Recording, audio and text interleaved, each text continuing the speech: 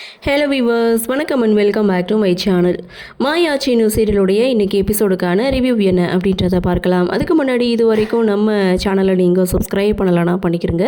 கூடவே இருக்க பெல் ஐக்கானையும் கிளிக் பண்ணி அதில் ஆல் அப்படின்ற ஆப்ஷனையும் கிளிக் பண்ணிக்கிறங்க. அப்போ தான் நான் போடக்கூடிய வீடியோ உங்களுக்கு உடனுக்குடன் நோட்டிஃபிகேஷனாக வரும்.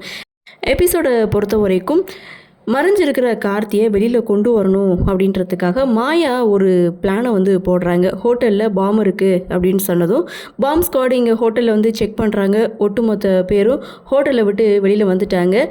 இங்கே மாயாவுடைய எதிர்பார்ப்பு கார்த்திக்கும் வெளியில் வருவார் அப்படின்றதான். ஆனால் அங்கே தாங்க ட்விஸ்ட்டு. ஹோட்டல் மேனேஜர் கார்த்தி இருக்கிற ரூமுக்கு போகிறாங்க. கார்த்திக்கிட்ட இது மாதிரி பாம் ஸ்குவாட் வந்திருக்காங்க, செக் பண்ணிகிட்டு இருக்காங்க அப்படின்னு சொல்ல, பாம் இருக்கா, அப்போ வாங்க வெளியில் போகலாம் அப்படின்னு சொல்லும்போது, இல்லை உங்களை வெளியில் விடக்கூடாதுன்னு உங்கள் அத்தை சொல்லியிருக்காங்க, உங்கள் அத்தைக்கு நான் கால் பண்ணிடுறேன் அப்படின்னு சொல்லிட்டு புவனேஸ்வருக்கு கால் பண்ணி விஷயத்த சொல்ல அவங்களுக்கு சந்தேகம் வந்துடுச்சு. இதெல்லாம் யாரோ சதி செய்திருக்காங்க, நீங்கள் கார்த்தியை வெளியில் விட வேண்டாம், அங்கே எங்கேயாவது மறைச்சி வைங்கன்னு சொல்ல மேனேஜரும் பார்த்தீங்கன்னா கார்த்திகை அங்கே இருக்க வாட்டர் டேங்கில் மறைச்சி வைக்கிறாங்க. ஸோ பாம் ஸ்குவாட் செக் பண்ணி பார்க்குறாங்க. பாம் இல்லை, இது வதந்தி அப்படின்னு சொல்லிட்டு எல்லோரும் கிளம்பி போகிறாங்க.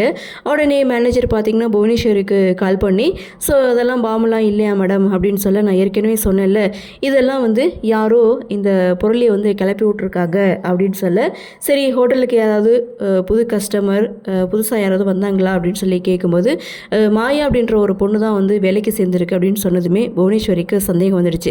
சரி உடனே அந்த பொண்ணு ஃபோட்டோவை சென்ட் பண்ணுங்க அப்படின்னு சொன்னதும் மாயா கார்த்திக் வெளியில் வரல அப்படின்ற சந்தேகத்தில் நின்றுட்டு இருக்காங்க. அந்த சமயம் பார்த்து மேனேஜர் மாயாவுடைய ஃபோட்டோவை புவனேஸ்வரிக்கு சென்ட் பண்ணுறாங்க. புவனேஸ்வரிக்கு புரிஞ்சிருச்சு.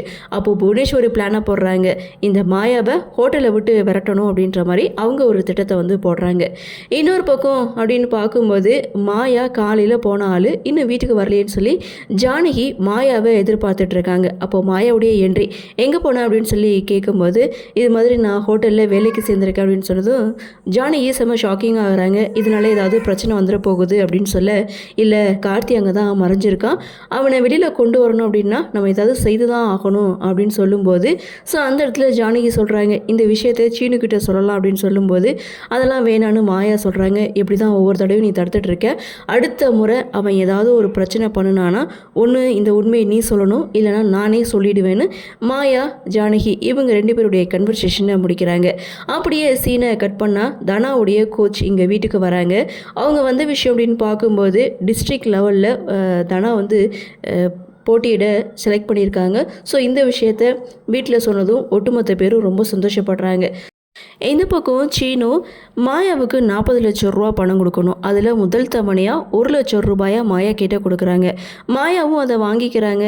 இதில் கரெக்டாக இருக்குல்லன்னு சொல்லி கேட்கும்போது, அதெல்லாம் கரெக்டாக இருக்கும், சந்தேகம்னா நீ செக் பண்ணி பார்த்துக்கோ அப்படின்னு சொல்ல, இல்லை அப்படின்னு சொல்லும்போது, இந்த 40 லட்சம் ரூபாயை நீ திருப்பியெல்லாம் கொடுக்க வேணாம், அதுக்கு பதிலாக ஒரே ஒரு விஷயத்தை மட்டும் செய்தால் போதும் அப்படின்னு சொல்லும்போது, என்ன கிஸ் பண்ண சொல்லுவேன், அது என்னால் முடியாதுன்னு சீனு ஒரு பக்கம் சொல்ல, சேச்சா அதெல்லாம் இல்லை, நாக்கால் மூக்க தொடணும், அப்படி நீ தொட்டுட்ட அப்படின்னா நான் இன்றைக்கே இந்த வீட்டை விட்டு வெளியில் போயிடுவேன் அப்படின்னு சொல்ல, தொட்டுட்டா நிஜமாகவே நீ வீட்டை விட்டு வெளியில் போயிடுவேன்னு சீனு ஒரு பக்கம் கேட்க, நான் பெரியப்பாவுடைய மக, ஸோ அதனால் நான் வாக்கு மாற மாட்டேன் அப்படின்னு சொல்லி இந்த சீனை கட் பண்ணுறாங்க.